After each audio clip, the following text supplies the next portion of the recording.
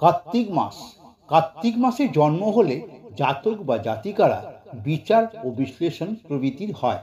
অশান্তি, ঝঞ্ঝাট ও কলহ থেকে এরা দূরে থাকতে চেষ্টা করেন। এদের সামাজিক ও পারিবারিক আচরণ হয় মধুর। এরা অসত্য ও অধর্মকে মনে প্রাণে ঘৃণা করে। এদের অমায়িক ব্যবহার এবং মিষ্ট ভাষা দিয়ে অপরকে নিজের দিকে আকর্ষণ করতে পারেন। এদের জীবনে ভাগ্য বিপর্যয় আছে, কিন্তু অর্থের অভাব দেখা যায় না।